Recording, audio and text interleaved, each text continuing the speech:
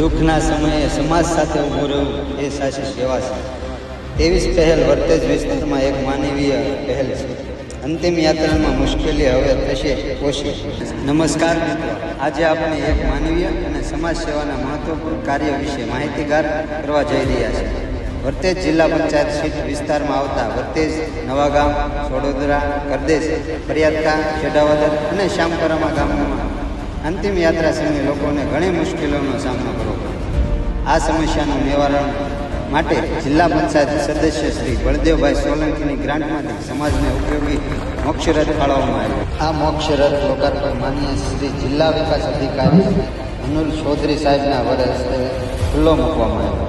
આ કાર્યમાં આપ સૌ ઉપસ્થિત રહી સમાજ સેવાના કાર્યોને પ્રોત્સાહન આપવા બદલ ખૂબ ખૂબ આભાર. જય હિન્દ.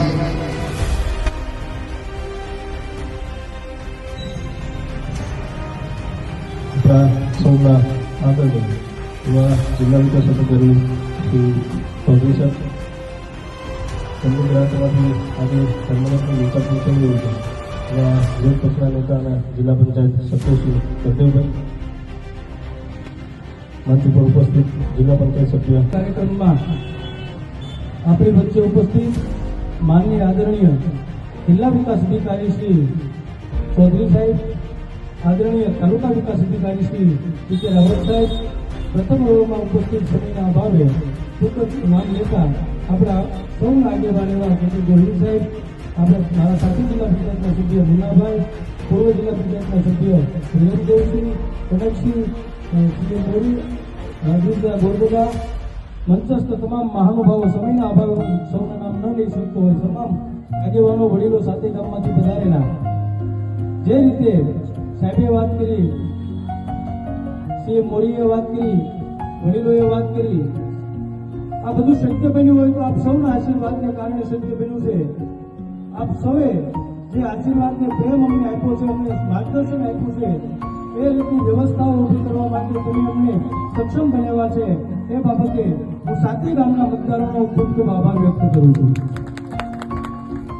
આવા ભગીરથ કાર્યો કે જે માનવ જીવનને વ્યવસ્થા પૂરી પાડવા માટે થઈને આપણે સૌ સક્ષમ બન્યા છીએ, ત્યારે આ તકે હું સૌ આગેવાનોએ જે માર્ગદર્શન આપ્યું છે એમનો પણ આ તકે હું આભાર વ્યક્ત કરું છું.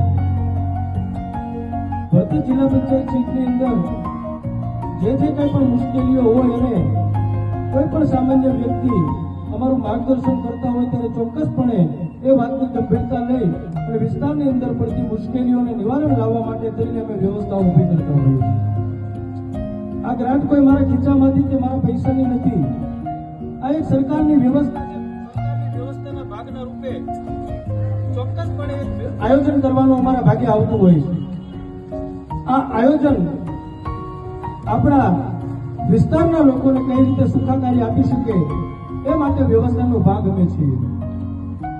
આ વ્યવસ્થાઓ ઊભી કરવા માટે થઈને અમે સક્ષમ બન્યા છીએ તો આપ સૌના કારણે બન્યા છીએ.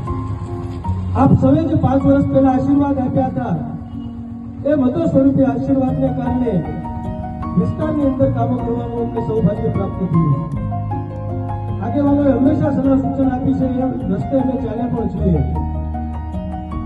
આજે કાર્યક્રમ જે કંઈ પણ થઈ રહ્યો છે એનો કોઈ જો શ્રેય જતો હોય તો આપણે અમૂલ પાર્લરવાળા જે ભરતભાઈ રાઠોડ છે એમનું જે માર્ગદર્શન હતું, એમનું જે સલાહ અને સૂચન હતું કે આપણા વિસ્તારની અંદર સાતે ગામની અંદર સ્મશાનથી બહુ દૂર રહેતો વસવાટ છે. આ વસવાટ સોસાયટી વિસ્તાર હોય, ગ્રામ્ય વિસ્તારની અંદર વાડી વિસ્તાર હોય તો આ વિસ્તારની અંદર થી સ્મશાને પહોંચવાની અંદર બહુ જ તકલીફ પડી રહી છે, મુશ્કેલી પડી રહી છે. ચોમાસાના દિવસોની અંદર તો અસહ્ય સામનો કરવો પડી રહ્યો છે. ત્યારે ચોક્કસપણે એનું વાતને ધ્યાનમાં લઈ અને આદરણીય ડીડીઓ સાહેબને વિનંતી કરી અને આયોજન સ્વરૂપે સૌ વહીવટી તંત્રએ સાથ સહકાર આપ્યો, ત્યારે ચોક્કસપણે આજે ફાઇનલી મોક્ષરથનું લોકાર્પણ થઈ રહ્યું છે. ત્યારે વહીવટી તંત્રનો પણ આ તકે હું ખૂબ ખૂબ આભાર વ્યક્ત કરું છું.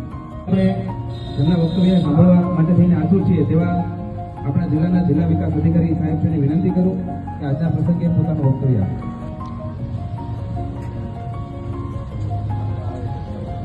આજના લોકાર્પણ કાર્યક્રમમાં